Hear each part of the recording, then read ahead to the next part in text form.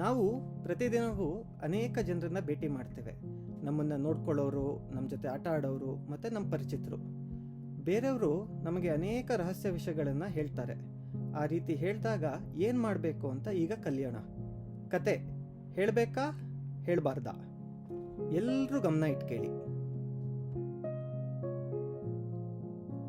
ಒಂದೂರಲ್ಲಿ ಪಿಂಕಿ ಮತ್ತು ಚಿಂಟು ತಮ್ಮ ತಂದೆ ತಾಯಿಯವ್ರ ಜೊತೆ ವಾಸವಾಗಿದ್ರು.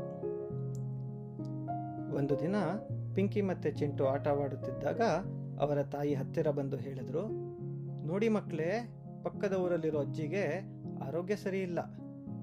ಆದ ಕಾರಣ ನಾನು ಮತ್ತು ನಿಮ್ಮ ತಂದೆ ಅಲ್ಲಿಗೆ ಹೋಗ್ತಿದ್ದೇವೆ. ತಾಯಿ ಮುಂದುವರಿದು ಹೇಳಿದರು, ಆದರೆ ನೀವೇನು ಚಿಂತಿಸಬೇಕಾಗಿಲ್ಲ. ನಿಮ್ಮನ್ನು ನೋಡ್ಕೊಳ್ಳಲು ನನ್ನ ಸ್ನೇಹಿತೆಯಾದ ವನಿತಾ ಆಂಟಿ ನಿಮ್ಮ ಜೊತೆ ಇರುತ್ತಾರೆ. ವನಿತಾ ಆಂಟಿಯನ್ನು ಪಿಂಕಿ ಮತ್ತು ಚಿಂಟು ಇದಕ್ಕೂ ಮೊದಲು ಒಂದೆರಡು ಬಾರಿ ಮಾತ್ರ ನೋಡಿದ್ರು. ಅವರ ಎತ್ತರವಾದ ದೇಹ ಹಾಗೂ ದಪ್ಪವಾಗಿರುವ ಕನ್ನಡಕವನ್ನು ನೋಡಿ ಪಿಂಕಿ ಮತ್ತು ಚಿಂಟುವಿಗೆ ಆರಂಭದಲ್ಲಿ ಭಯವಾಯಿತು. ವನಿತಾ ಆಂಟಿ ಹೇಳಿದ್ರು, ಮಕ್ಕಳೇ, ನೀವ್ಯಾರೂ ಚಿಂತಿಸಬೇಕಾಗಿಲ್ಲ. ಅಪ್ಪ ಅಮ್ಮ ಹೋದ ನಂತರ ನಾವೆಲ್ಲ ಸೇರಿ ಆಟ ಆಡೋಣ, ಒಟ್ಟಿಗೆ ಸಂತೋಷವಾಗಿರೋಣ.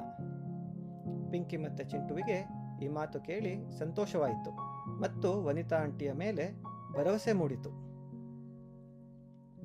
ಆರಂಭದಲ್ಲಿ ವನಿತಾ ಆಂಟಿ ಮಕ್ಕಳಿಗೆ ಇಷ್ಟವಾದ ಸ್ವೀಟ್, ಆಹಾರ, ತಿನಿಸು ಮಾಡಿ ಬಡಿಸುತ್ತಿದ್ರು ಹಾಗೂ ಅವರೊಂದಿಗೆ ಇಷ್ಟವಾದ ಆಟಗಳನ್ನು ಆಡುತ್ತಿದ್ರು. ಇದರಿಂದ ಮಕ್ಕಳಿಗೆ ವನಿತಾ ಆಂಟಿಯ ಬಗ್ಗೆ ಖುಷಿಯಾಯಿತು.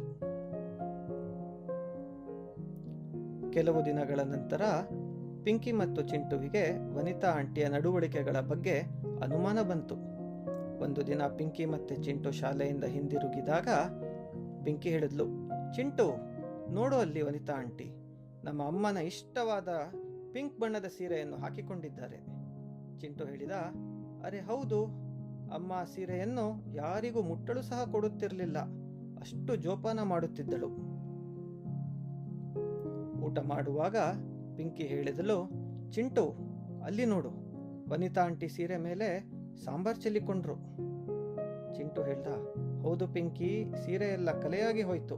ಅಮ್ಮನಿಗೆ ಗೊತ್ತಾದ್ರೆ ಏನ್ ಹೇಳ್ತಾರೋ ಏನೋ.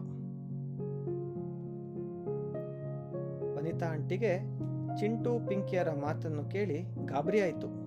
ವನಿತಾ ಆಂಟಿ ಹೇಳಿದ್ರು, ನೋಡಿ ಮಕ್ಕಳೇ, ನಿಮಗೆ ಚಾಕ್ಲೇಟ್ ಐಸ್ ಕ್ರೀಮ್ ಎಂದರೆ ತುಂಬ ಇಷ್ಟ ಅಲ್ವಾ? ನಾನು ಅದನ್ನು ನಿಮಗೆ ಕೊಡ್ತೀನಿ, ಬನ್ನಿ ಎಂದು ಹೇಳಿ ಮಕ್ಕಳಿಗೆ ಚಾಕ್ಲೇಟ್ ಐಸ್ ಕ್ರೀಮನ್ನು ಕೊಟ್ಟರು. ಪಿಂಕಿ ಮತ್ತು ಚಿಂಟು ಇಬ್ಬರು ಸಂತೋಷದಿಂದ ಐಸ್ ಕ್ರೀಮನ್ನು ಸವಿದ್ರು. ಅದಾದ ಮೇಲೆ ವನಿತಾ ಆಂಟಿ ಹೇಳಿದ್ರು, ನಿಮ್ಮ ಅಮ್ಮ ನಿಮಗೆ ಶೀತ ಬರುತ್ತದೆ ಎಂಬ ಕಾರಣಕ್ಕೆ ನನಗೆ ಐಸ್ ಕ್ರೀಮ್ ಕೊಡಬೇಡ ಅಂತ ಹೇಳಿದರು. ನೀವು ತಿಂದಿರೋ ವಿಚಾರ ಆಕೆಗೆ ಗೊತ್ತಾದರೆ ನಿಮಗೆ ಶಿಕ್ಷೆ ಕೊಡ್ತಾಳೆ. ಆದರೆ ಭಯ ಬೇಡ, ನಾನಿದನ್ನು ಆಕೆಗೆ ಹೇಳೋದಿಲ್ಲ. ನೀವೇನಾದರೂ ಸೀರೆ ವಿಚಾರವನ್ನು ಆಕೆಗೆ ಹೇಳಿದರೆ ನಾನು ಖಂಡಿತವಾಗಿ ಐಸ್ ಕ್ರೀಮ್ ವಿಚಾರವನ್ನು ಆಕೆಗೆ ಹೇಳ್ತೇನೆ. ಅರ್ಥವಾಯ್ತಾ? ಮಕ್ಕಳು ಅಮ್ಮ ಐಸ್ ಕ್ರೀಮ್ ತಿಂದಿದ್ದಕ್ಕೆ ಶಿಕ್ಷೆ ಕೊಡುವಳೆಂಬ ಭಯದಿಂದ ವನಿತಾ ಆಂಟಿಯ ಮಾತಿಗೆ ಒಪ್ಪಿದ್ರು.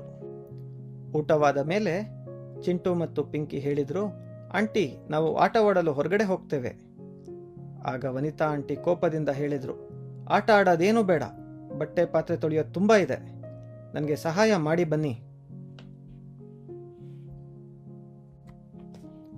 ಚಿಂಟು ಮತ್ತು ಪಿಂಕಿ ಬೇಸರದಿಂದ ಪಾತ್ರೆಗಳನ್ನು ಸ್ವಚ್ಛ ಮಾಡಿದರು. ಅದಾದ ಮೇಲೆ ಹೇಳಿದರು, ಆಂಟಿ, ಅಡುಗೆ ಮನೆ ಎಲ್ಲ ಸ್ವಚ್ಛಗೊಳಿಸಿದ್ದೀವಿ, ಈಗ ಆಟ ಆಡಲು ಹೋಗ್ತೇವೆ. ಆಗ ವನಿತಾ ಆಂಟಿ ಮತ್ತೆ ಕೋಪದಿಂದ ಹೇಳಿದರು, ಎಂಥ ಕೆಟ್ಟ ಮಕ್ಕಳು ನೀವು, ದೊಡ್ಡವರೊಂದಿಗೆ ಯಾವ ರೀತಿ ನಡ್ಕೋಬೇಕು ಅಂತ ನಿಮ್ಗೆ ಗೊತ್ತಿಲ್ವಾ ಎಂದು ಹೇಳಿ ಇಬ್ಬರಿಗೂ ಹೊಡೆದರು. ನಿಮಗಿಬ್ಬರಿಗೂ ಈ ದಿನ ರಾತ್ರಿ ಊಟ ಕೊಡೋದಿಲ್ಲ, ಹಸುವಿನಿಂದ ಮಲಗಿ ಎಂದು ಹೇಳಿದರು. ರಾತ್ರಿ ಹಾಸಿಗೆಯ ಮೇಲೆ ಪಿಂಕಿ ಮತ್ತು ಚಿಂಟು ಮಾತನಾಡ್ಕೊಳ್ತಾ ಇದ್ರು. ಪಿಂಕಿ ಹೇಳಿದಳು, ಚಿಂಟು, ನನಗೆ ತುಂಬ ಹಸುವಾಗ್ತಾ ಇದೆ, ಆದರೆ ನನಗೆ ವನಿತಾ ಆಂಟಿ ಹತ್ರ ಮಾತಾಡೋಕ್ಕೂ ಭಯ ಆಗ್ತಾ ಇದೆ. ಚಿಂಟು ಹೇಳಿದ, ನನಗೂ ತುಂಬ ಹಸುವಾಗ್ತಿದೆ ಪಿಂಕಿ, ಆದರೆ ಇದನ್ನು ನನಗೆ ಅಮ್ಮನ ಹತ್ರ ಹೇಳಬೇಕು ಅಂತ ಅನ್ನಿಸ್ತಿದೆ. ಪಿಂಕಿ ಹೇಳಿದಳು, ಹೇ ಬೇಡ ಕಾಣೋ ಚಿಂಟು, ವನಿತಾ ಆಂಟಿ ಐಸ್ ಕ್ರೀಮ್ ವಿಷಯ ಏನಾದರೂ ಹೇಳಿದ್ರೆ ಅಮ್ಮ ಕೋಪ ಮಾಡ್ಕೋತಾಳೆ. ಚಿಂಟು ಹೇಳಿದ, ಪಿಂಕಿ, ಈ ವನಿತಾ ಆಂಟಿ ಯಾಕೆ ಈ ರೀತಿ ವರ್ತಿಸ್ತಿದ್ದಾರೆ ಗೊತ್ತಾಗ್ತಿಲ್ವಲ್ಲ? ಪಿಂಕಿ ಹೇಳಿದ್ಲು, ಹೌದು, ಒಮ್ಮೊಮ್ಮೆ ಕೋಪದಿಂದ ಹೊಡೆಯುತ್ತಾರೆ, ಆದರೆ ಕೆಲವೊಮ್ಮೆ ಸಂತೋಷದಿಂದ ಆಟವಾಡಲು ಬಿಡುತ್ತಾರೆ.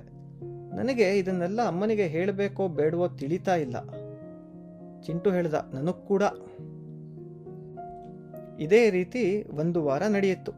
ವನಿತಾ ಆಂಟಿ ಒಮ್ಮೊಮ್ಮೆ ಕೋಪಗೊಂಡು ಪಿಂಕಿ ಮತ್ತು ಚಿಂಟುವಿನಿಂದ ಕಷ್ಟವಾದ ಕೆಲಸಗಳನ್ನು ಮಾಡಿಸುತ್ತಿದ್ದರು. ಒಮ್ಮೊಮ್ಮೆ ಕೋಪಗೊಳ್ಳುತ್ತಿದ್ದರು, ಮತ್ತೊಮ್ಮೆ ಪಿಂಕಿ ಮತ್ತು ಚಿಂಟುವಿಗೆ ಪ್ರೀತಿಯಿಂದ ಬಟ್ಟೆ ಮತ್ತು ತಿನಿಸುಗಳನ್ನು ಕೊಡುತ್ತೇವೆಂದು ಹೇಳುತ್ತಿದ್ದರು. 1 ವಾರದ ನಂತರ ಪಿಂಕಿ ಮತ್ತು ಚಿಂಟು ಅವರ ಅಪ್ಪ ಅಮ್ಮ ಅಜ್ಜಿಯ ಊರಿಂದ ಹಿಂದಿರುಗಿದರು. ಅಮ್ಮ ಹೇಳಿದಳು, ಮಕ್ಕಳೇ, ನಾವು ಹಿಂದಿರುಗಿ ಬಂದೆವು. ವನಿತಾ ಆಂಟಿ ನಿಮ್ಮನ್ನು ತುಂಬ ಚೆನ್ನಾಗಿ ಪ್ರೀತಿಯಿಂದ ನೋಡ್ಕೊಂಡ್ರು ಅಲ್ವಾ? ಇನ್ಮುಂದೆ ನಿಮ್ಮನ್ನು ಒಂಟಿಯಾಗಿ ಬಿಟ್ಟೋಗೋ ಸಂದರ್ಭ ಬಂದರೆ ವನಿತಾ ಆಂಟಿ ಜೊತೆಯಲ್ಲೇ ಬಿಟ್ಟು ಹೋಗ್ತೇವೆ. ಮನೆಯಲ್ಲಿ ಚಿಂಟು ಹೇಳಿದ, ಪಿಂಕಿ, ವನಿತಾ ಆಂಟಿಯ ಬಗ್ಗೆ ಅಪ್ಪ ಅಮ್ಮಂಗೆ ಹೇಳಬೇಕು ಅನ್ನಿಸ್ತಿದೆ. ಪಿಂಕಿ ಹೇಳಿದ್ಲು, ಬೇಡ ಕಣೋ ಚಿಂಟು, ವನಿತಾ ಆಂಟಿ ಐಸ್ ಕ್ರೀಮ್ ವಿಚಾರ ಹೇಳಿದ್ರೆ ಅಮ್ಮ ಕೋಪಗೊಳ್ತಾಳೆ. ಇದನ್ನು ನೋಡಿ ಅಮ್ಮ ಕೇಳಿದಳು, ಮಕ್ಕಳೇ, ಏನದು ನಿಮ್ಮ ಸಮಸ್ಯೆ? ಯಾಕೋ ಭಯಗೊಂಡಿರುವಂತಿದೆ. ಏನೇ ಇದ್ದರೂ ನಮ್ಮೊಂದಿಗೆ ಸಂಕೋಚವಿಲ್ಲದೆಯೇ ಹೇಳಿ, ನಾವು ಸಹಾಯ ಮಾಡ್ತೇವೆ, ಮತ್ತೆ ನಿಮಗೆ ಶಿಕ್ಷೆ ಕೊಡೋದಿಲ್ಲ. ಆಗ ಪಿಂಕಿ ಹೇಳಿದಳು, ಅಮ್ಮ, ನೀವು ನಮ್ಮನ್ನು ವನಿತಾ ಆಂಟಿಯ ಜೊತೆ ಬಿಟ್ಟು ಹೋಗಿದ್ದಾಗ ಅವರು ನಿಮ್ಮ ಪಿಂಕ್ ಸೀರೆಯನ್ನು ಧರಿಸಿದ್ದರು ಮತ್ತು ಅದನ್ನು ಸಾಂಬಾರ್ನಿಂದ ಗಲೀಜು ಮಾಡಿದರು. ಹಾಗೂ ಇದನ್ನು ನಿಮಗೆ ಹೇಳದಿರಲು ನಮಗೆ ಚಾಕ್ಲೇಟ್ ಐಸ್ ಕ್ರೀಮ್ ಕೂಡ ನೀಡಿದ್ದರು. ನಾವೇನಾದರೂ ಹೇಳಿದರೆ ಐಸ್ ಕ್ರೀಮ್ ವಿಚಾರವನ್ನು ನಿಮಗೆ ಹೇಳುವುದಾಗಿ ಹೆದರಿಸಿದ್ದರು. ಚಿಂಟು ಹೇಳಿದ, ವನಿತಾ ಆಂಟಿ ನಮಗೆ ಹೊಡೆದು ಹೆದರಿಸಿ ಅನೇಕ ಕೆಲಸ ಮಾಡಿಸ್ಕೊಂಡ್ರು ಮತ್ತು ಕೆಲವೊಮ್ಮೆ ಮಾತ್ರ ನಮ್ಮೊಂದಿಗೆ ಸಂತೋಷದಿಂದ ಆಟವಾಡ್ತಿದ್ರು. ಆಗ ಅಪ್ಪ ಕೇಳಿದರು, ಮಕ್ಕಳೇ, ಮತ್ತೇಕೆ ನಮಗೆ ನೀವು ಈ ವಿಚಾರಗಳನ್ನು ಪ್ರತಿನಿತ್ಯ ಫೋನ್ ಮಾಡುತ್ತಿದ್ದಾಗ ಹೇಳುತ್ತಿರಲಿಲ್ಲ? ಪಿಂಕಿ ಹೇಳಿದಳು, ಅಪ್ಪ, ನಾವೇನಾದರೂ ಈ ವಿಚಾರವನ್ನು ನಿಮಗೆ ಹೇಳಿದರೆ ಐಸ್ ಕ್ರೀಮ್ ಸೀಕ್ರೆಟ್ ಅನ್ನು ನಿಮಗೆ ಹೇಳುವುದಾಗಿ ವನಿತಾ ಆಂಟಿ ಹೆದರಿಸಿದ್ದರು. ಚಿಂಟು ಹೇಳಿದ, ನೀವು ಶಿಕ್ಷೆ ನೀಡಬಹುದೆಂಬ ಭಯದಿಂದ ಈ ಸೀಕ್ರೆಟ್ ಅನ್ನು ನಾವು ನಿಮಗೆ ತಿಳಿಸಲಿಲ್ಲ ಅಪ್ಪ. ಅಮ್ಮ ಹೇಳಿದರು, ನಾವು ವನಿತಾಳನ್ನು ತುಂಬ ಒಳ್ಳೆಯ ವ್ಯಕ್ತಿ ಎಂದು ತಿಳಿದಿದ್ದೆವು. ಮಕ್ಕಳೇ, ನೀವು ಈ ಸೀಕ್ರೆಟ್ ಅನ್ನು ನಮ್ಮೊಂದಿಗೆ ಹಂಚಿಕೊಂಡು ಉತ್ತಮ ಕೆಲಸ ಮಾಡಿದ್ದೀರಿ. ಅಪ್ಪ ಹೇಳಿದರು, ನೋಡಿ ಮಕ್ಕಳೇ, ಯಾವುದನ್ನು ನಾವು ಸೀಕ್ರೆಟ್ ಆಗಿ ಇಡಬಾರದು. ಅದರಿಂದ ನಮಗೆ ಮತ್ತು ಇತರರಿಗೆ ತೊಂದರೆಗಳಾಗುತ್ತವೆ. ಮತ್ತು ಯಾರಾದರೂ ನಮಗೆ ವಿಚಾರವನ್ನು ಸೀಕ್ರೆಟ್ ಮಾಡಲು ಆಮಿಷ ಒಡ್ಡಿದಾಗ ನಾವು ಬಹಳ ಜಾಗರೂಕವಾಗಿರಬೇಕು ಮತ್ತು ನಿರಾಕರಿಸಬೇಕು. ಮರುದಿನ ಬೆಳಿಗ್ಗೆ ಅಮ್ಮ ಹೇಳಿದರು, ಚಿಂಟು, ಪಿಂಕಿ, ನಿಮಗೊಂದು ಆಶ್ಚರ್ಯ ಇದೆ. ಎಲ್ಲರೂ ಬೇಗ ಎದ್ದು ಬ್ಯಾಗ್ ಪ್ಯಾಕ್ ಮಾಡ್ಕೊಳ್ಳಿ. ಚಿಂಟು ಪಿಂಕಿ ರೆಡಿಯಾಗಿ ಬಂದರು. ಚಿಂಟು ಹೇಳಿದ, ಏನದು ಸರ್ಪ್ರೈಸ್? ಅಮ್ಮ ಹೇಳಿದರು, ಅಪ್ಪ ಇಂದು ನಮ್ಮನ್ನೆಲ್ಲ ಬೀಚ್ಗೆ ಕರ್ಕೊಂಡು ಹೋಗ್ತಿದ್ದಾರೆ. ಪಿಂಕಿ ಕೇಳಿದಳು, ಮತ್ತು ಇದನ್ನು ನೀವು ನಿನ್ನೆ ಹೇಳಬಹುದಿತ್ತಲ್ಲ, ಯಾಕೆ ಹೇಳಲಿಲ್ಲ ನೀವು? ಚಿಂಟು ಕೇಳಿದ, ಯಾವುದೇ ವಿಚಾರವನ್ನು ಸೀಕ್ರೆಟ್ ಇಡುವುದು ತಪ್ಪೆಂದು ಅಪ್ಪ ನೀವೇ ಹೇಳಿದ್ದೀರಿ. ಈಗ ನೀವೇಕೆ ಹೀಗೆ ಮಾಡಿದಿರಿ? ಅಪ್ಪ ಹೇಳಿದರು, ನೋಡಿ ಮಕ್ಕಳೇ, ಸೀಕ್ರೆಟ್ಗಳಲ್ಲಿ ಗುಡ್ ಮತ್ತು ಬ್ಯಾಡ್ ಎಂದಿರುತ್ತವೆ. ಬ್ಯಾಡ್ ಸೀಕ್ರೆಟ್ ಇಡುವುದರಿಂದ ನಮಗೆ ತೊಂದರೆಗಳಾಗುತ್ತವೆ. ಉದಾಹರಣೆಗೆ ವನಿತಾ ಆಂಟಿ ನಿಮಗೆ ಹೇಳಿದ ಸೀಕ್ರೆಟ್. ಮತ್ತು ಗುಡ್ ಸೀಕ್ರೆಟ್ಗಳನ್ನು ಕೊನೆಗೆ ಹೇಳುವುದರಿಂದ ನಮಗೆ ಸಂತೋಷವಾಗುತ್ತದೆ. ಅದುವೇ ನಾನು ಮುಚ್ಚಿಟ್ಟ ಬೀಚ್ಗೆ ನಿಮ್ಮನ್ನು ಕರೆದೊಯ್ಯುವ ಸೀಕ್ರೆಟ್. ಹಾಗಾಗಿ ನಾವು ಬ್ಯಾಡ್ ಸೀಕ್ರೆಟ್ಗಳನ್ನು ಮುಚ್ಚಿಡಬಾರದು.